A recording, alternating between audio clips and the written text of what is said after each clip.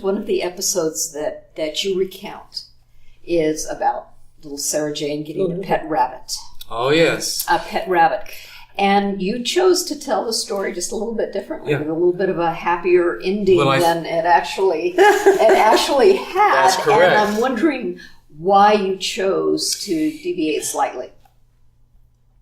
What I did was I focused on a different part of the story than I've read from Sarah's interviews. I would like to hear her describe it. No. But because should I tell what Go really right happened? ahead. My understanding is that after you chose the rabbit, I think it's a typical story of parents hearing their children say that they want a pet, but the lecture is as long as you take care of it.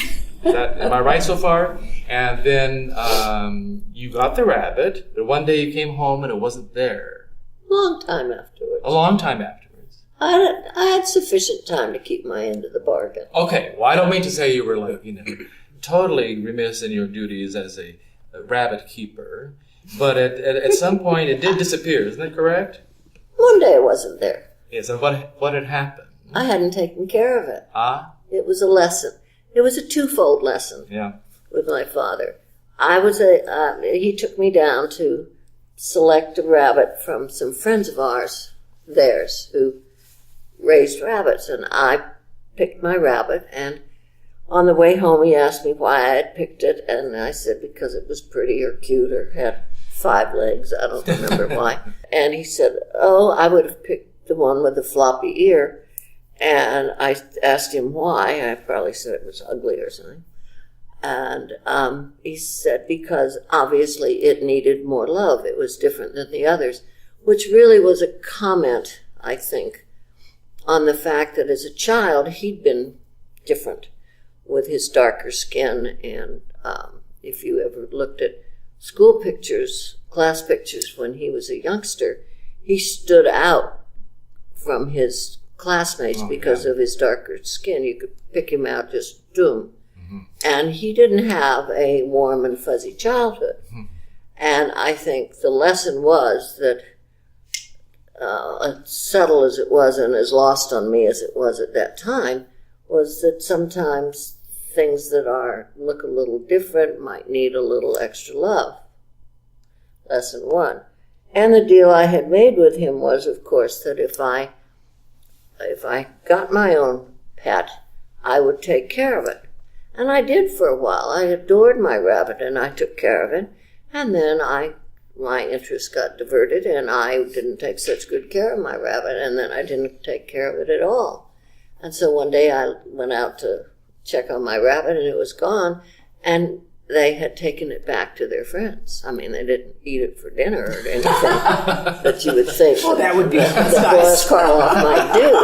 But they had taken it back to their friend. Yeah. And the lesson being that I hadn't kept, when I went into the house, where's my rabbit, where's my rabbit? It simply was that I hadn't kept up my end of the bargain. So it really was a two-pronged lesson that he was teaching me, and I didn't get the first part for many, many years, but I certainly got the second part, and it was well demonstrated and certainly fairly demonstrated. Good parenting, I think. It was good parenting, indeed. And so then I found, years later, I found a stuffed rabbit with a floppy ear. Oh. Of course I had to buy. Of course. Oh, that's great. And I gave it to a friend of mine who was very ill, and he passed away. And so I got it back, and I still have it. And 2 years ago I was in Ireland, and I was at an art show, and they had a floppy-eared rabbit. Guess where it's hanging now? It's in my house. That's wonderful. So I did get the lesson eventually. You did get the lesson. And I take it, Randy, that's why you chose right. that. So actually, I got it fairly right. It's the first lesson that I focused on. Yes. Using the rabbit as standing in for Boris and what he'd gone through. As a child. Right. Because so much of the play, like Sarah was outlining his drive as an actor and his passion, and and being grateful for the monster. Those are all things that I tried to work into the script as the main point of what a great example of the human spirit's power when that has that kind of determination. Yeah. And so that's why I focus on the first lesson of the rabbit story. Yeah.